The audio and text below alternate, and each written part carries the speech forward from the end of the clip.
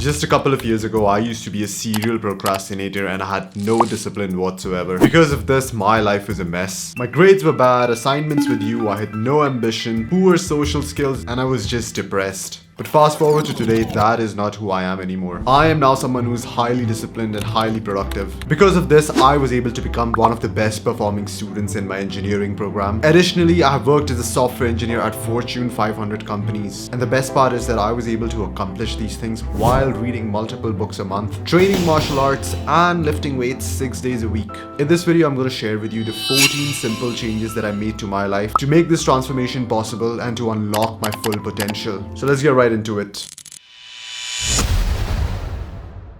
What used to happen in the past was that I used to get motivated and then I used to make earth-shattering effort for the next 3 or 4 days. I would go to the gym and just kill myself, then I would come back and try to read 10 chapters of a book. But the problem was this only lasted for a couple of days. After that, I would just give up and go back to my default life. What I've now started doing is that I prioritize consistency over intensity. I now perform most tasks at about 70% intensity. Now when I work, even though I know I can push myself for 30-40 minutes longer, or I can have more rounds on the heavy back, I don't. I have now actually created work limits for most of the tasks that I do. This process of saving some juice in your system has allowed me to remain consistent for years and not just burn out in a week and then restart from ground zero.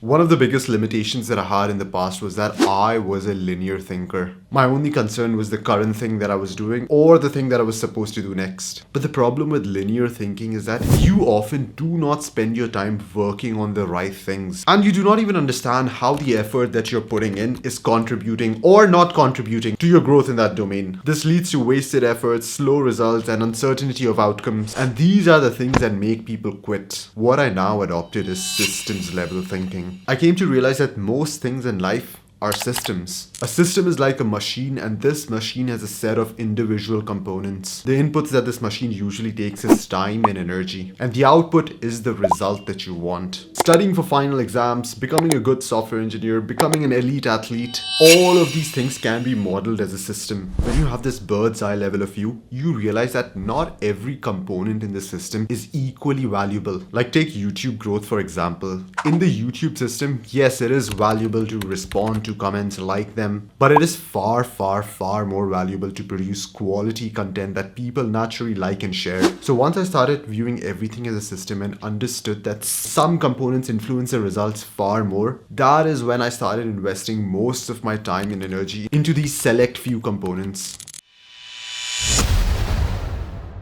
This is how I used to wake up in the past. As soon as my alarm would go off, I would check my notifications, respond to messages, maybe even scroll for a bit. All this seems like pretty harmless behavior that 90% of people do. But what this did was that it implanted 100 different thoughts in my head. And because of this, it was incredibly hard to focus on one task later on in the day. What I now do is that I put my phone on flight mode 30 minutes before I go to bed. And then I only disable this flight mode about 3 to 4 hours after I've woken up, and during these 3 to 4 hours my mind is a clean slate, no thoughts, my focus is way better, and I'm in the best state to get work done.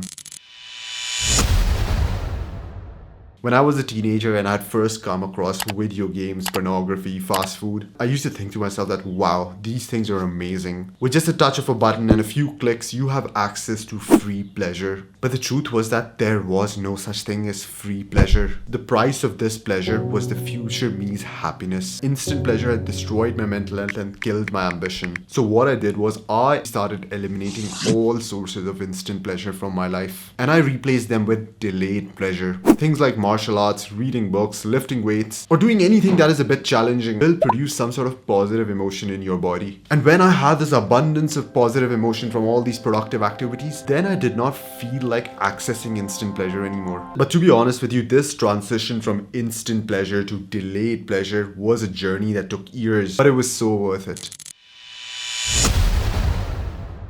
In the past, I would just wake up at a random time, and then for the rest of the day, I would only do things that I actually felt like doing. So in short, I was living a life purely based on my ever-changing mood. But the problem is that when you have no structure in your life, then you become a slave to your impulses. So you only end up doing activities that require bare minimum effort, and you never truly do the productive things that are going to require you to exert yourself. What I have done now is that I have structured my day. I wrote the exact times at which I would do certain things in my day. I knew that each morning I had to wake up and work on my business. I knew that each afternoon I had to train, and I knew that at this specific time I had to be in bed. When you start living your life this way by just blindly following your routine, then after a while these activities get automated and they begin to feel almost effortless because now they have become part of who you are as a person. I had failed at YouTube twice. Each time I had about 50-60 subscribers and I didn't see any progress, so I deleted these channels. I also failed at building a good physique. Even though I had been lifting for years, I would still have like my friends come up to me and say, "Do you even lift, bro?" The reason why I did not excel at these things was because I had no blueprint for success. I was instead trying to use this trial and error approach to just get good at things. But this sort of approach often leads you to just keep walking in circles and make little to no progress. What I do now is that each time I wish to excel at something, I read books on that topic written by those who have already excelled in that thing. What this does is that now it gives you a blueprint on how to excel at that thing. What this blueprint does is it tells you that where are the shortcuts, where are the traps, what are the most important components in this system, and how long is this journey really going to take. By reading these books on social media growth and weight training, I realized that YouTube was not a 3-month long game that I once thought it was. It is instead rather a 3-year long game, and this reset my expectations completely. Also, the reason why I was not making any progress at the gym was because I was running 5 kilometers a day and I was basically pursuing two polar opposite goals. After adjusting my blueprint for success, I started seeing growth on YouTube and I just started seeing progress in the gym. Back in school, I remember sitting in math class. The professor was writing something on the board and I could see what was being written. I could hear what he was saying, but absolutely nothing registered in my head. This was because I had brain fog. You know that feeling when you're just confused and distracted and just can't really absorb information? This is what brain fog feels like. And the reason why I had such bad brain fog was because my diet was absolutely shit. It was filled with processed food. I ate chips, chocolates, soda, KFC. And back then I just thought that all what fast food does is just kind of make you a bit fat, and I didn't really know how much damage it does to your brain and the way you think. What I've done now is that I've removed all processed food from my diet. I only eat whole, natural, single ingredient food, and this is perhaps one of the most impactful changes that I made in my life. Within 3 days of making this change, my brain fog cleared, my memory improved, and my attention span increased. In the past, I would go to bed at random times, sometimes at 2 a.m., sometimes at 10 p.m. And this might not really seem like a big deal, right? But what this does is that it drastically reduces the quality of your sleep. So I used to wake up feeling tired, my head hurting, and the routine was absolutely destroyed. This is when I decided that I needed to have a sleep schedule. I needed to go to bed at the same time every day and wake up at the same time every day. But there was just one problem. Each time I went to bed to sleep, I just couldn't fall asleep. I would be tossing and turning around for hours. And then the next day, my alarm would ring and I would wake up sleep deprived. And this incident began my journey to become a sleep athlete. I started watching podcasts on sleep, started reading books by experts on sleep, and I realized that you could drastically improve the quality of your sleep by getting plenty of sunlight during the earlier parts of the day and dimming the lights in your room at least 2 hours before bedtime. I also started eating my meals at fixed points of the day rather than snacking at random times. Adopting these two protocols to get high quality of sleep have been a game changer for my life. I now sleep like a baby. I can literally fall asleep 5 minutes after hitting the bed. The best part is that I wake up like the Undertaker, feeling energized and refreshed. There was a time when my attention span was pretty bad. I could probably sit and focus on a task for about 20 minutes before I started getting bored or was distracted by a thought. One of the reasons why my attention span was so bad was because I was constantly doom scrolling and watching short form content. Doing this had rewired my brain to only be able to focus on something for like 30 seconds and then demand something new and exciting. So now I've made this rule for myself that I will never entertain myself with short form content. I have uninstalled every single social media the app from my phone. And since then, my attention span has just skyrocketed. I can now easily do 3 to 4 hours of deep focused work on most days. Hey there, if you found these points useful, then do drop a like. It really helps this message reach a larger number of people. And it helps my ego when I get more than 18 views. There are a number of great men who are just known to take long walks. And this is not just a coincidence. I always knew I felt something different when I would go out for a walk, especially in natural environments. So one day I started researching about what exactly happens when you walk. Turns out that your thought process is directly influenced by your environment. If all you do is that you sit in closed, restricted environments like an office or a classroom, then your thinking becomes very detailed and implementation oriented. And this is perfect if you're working on a math problem, coding, or writing a script. Think of it as painting a very fine detail on the canvas. So you're just incredibly close to the canvas. But when you go outside in high ceiling environments, then your thinking becomes open. You begin to have more creative ideas. You begin to connect different things. You begin to see things from a bird's eye view, and you understand systems way better. Think of it as now looking at what you painted, but from like an arm's length. You can see the entire picture. So what I do now is that I go out for 2 to 3 short 5-minute walks, and I schedule these walks between my deep work sessions. So if I worked on a task for 1 hour, then I would take a 10-minute walk right after it. And when I would come back, I would feel a lot more refreshed and I would perform better at that task.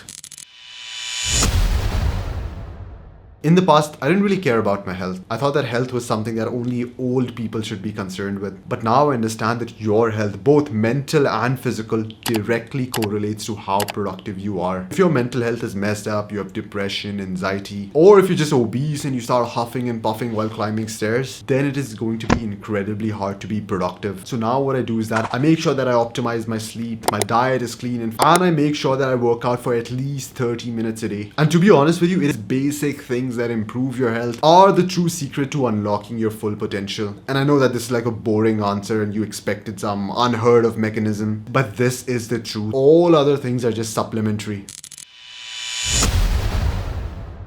So what would happen with me in the past was that around mid-afternoon, my energy levels would crash and I would tell myself that, yeah, this is how humans are supposed to feel. And that would be the end of my productivity pretty much. But then I watched this podcast by Andrew Huberman, who gives a lot of exceptional information about practical protocols that you can follow for optimizing your health. And in this podcast, he spoke about how closing your eyes and just relaxing or going on a power nap for 10 to 20 minutes during the afternoon does wonders for you. And believe me, it does. Ever since I started taking these power naps, I feel like I just got this second burst of energy. Like a new day has started and I'm ready to go to work once again. Just make sure that you set a timer that is not longer than 20 minutes. Otherwise, you're going to enter into deep sleep and you're going to actually wake up feeling groggy.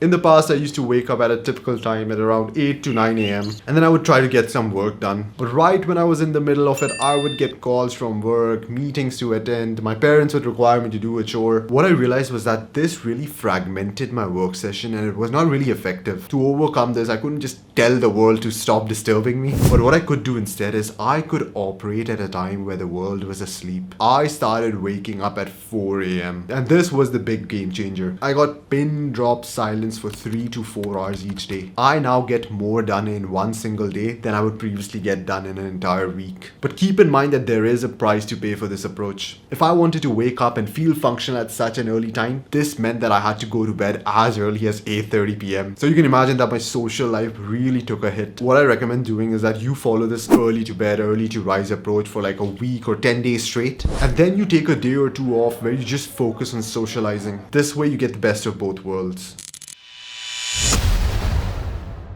Previously, when it was time to work, I would do things like responding to emails, attending meetings, organizing my notes. And I would feel good about myself because, hey, I was busy, right? But the truth is, what I was doing was actually shallow work. This is the kind of work that is often low effort and is less cognitively demanding. But the thing is that this sort of work does not really push you forward. Like my grades were still bad, my assignments were still due, no matter how many times I reorganized my notes. Now what I do instead is something called deep deep work. This is the type of work that is actually very cognitively demanding, but it allows you to make some serious progress. It could be things like studying a chapter for an exam, writing a script for a YouTube video, or learning a new skill. Now, I'm not saying that responding to emails or organizing notes have no place in your life. You need this shallow work to maintain your life. But when you invest 80 to 90% of your productive hours into doing deep work, that is when you're going to start seeing massive progress. Now, these were a lot of pointers on how to change your life, and I'm sure like some of them got you really hyped up and motivated. But the brutal truth is, this motivation that you have is a limited resource and is going to run out. If you want to be productive and disciplined in the long run without relying on motivation, then make sure that you watch this video.